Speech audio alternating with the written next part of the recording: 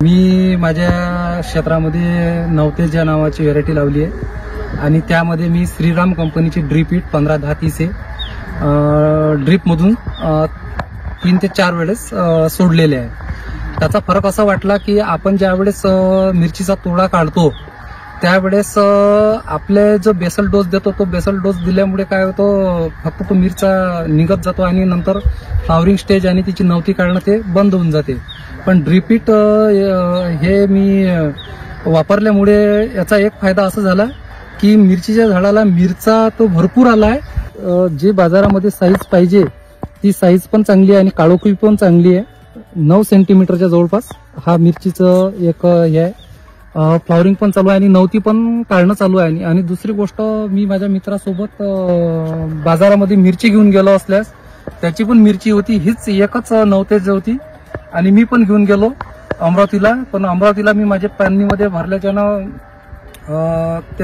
त्याने जे बॅग भरली त्याची बॅग ही 26 किलोची भरली आणि माझी बॅग ही 32 किलोची भरली. फरक एवढा पडला की एकच जात बा, तो म्हणे की एकच जात आणि तुझा कोण समजा एवढा फरक पडला. मजूर एकच, तोडणीत एकच, पोतं एकच, बॅग एकच, पण तो फरक सर्व हा ड्रीप हिटचा असल्यामुळे मला असं जाणून आलं. कारण मी त्यांना म्हटलं की मी 2 ते 3 वेळाच मी याला ड्रीप हिट सोडलाय, फोर्जा पण सोडलाय. आणि फोर्जा सोडल्यामुळे या मिरचीचा एक फरक पडला की जे वाकडेपणा आहे दुसऱ्याच्या मिरचीमध्ये तो वाकडेपणा आपल्या मिरचीमध्ये आहे नाही, सरळ आहे आणि चकाकी आहे. आणि बाजारामध्ये व्यापाऱ्यानं आपल्या मिरचीला त्याच्यापेक्षा 5 रुपयाने दर जास्त दिला.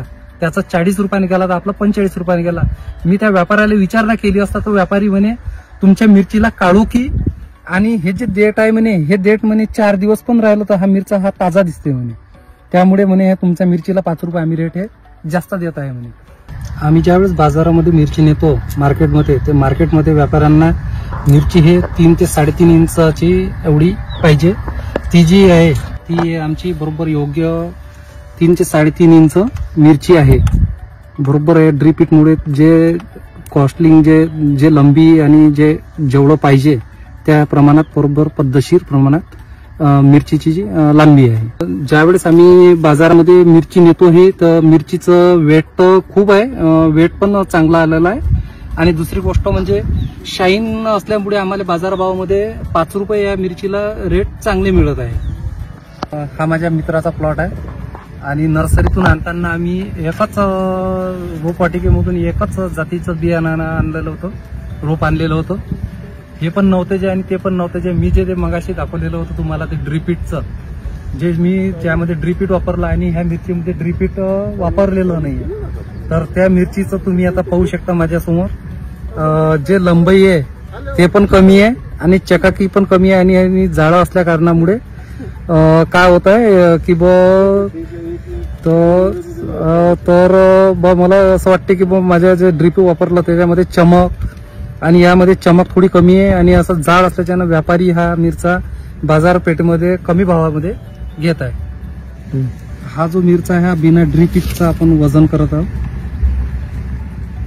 याचं वजन भरलं आहे 22 ग्रॅम, म्हणजे जवळपास 12 ग्रॅम मध्ये आपल्याला फरक दिसत आहे.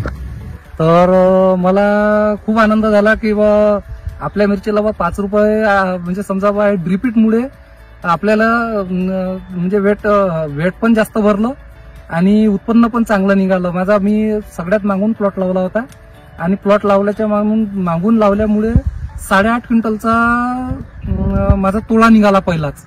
आणि आता जो तोडा आहे हा साधारणतः अर्ध्या एकरमध्ये 21 ते 22 क्विंटलच्या जवळपास निघू शकतो.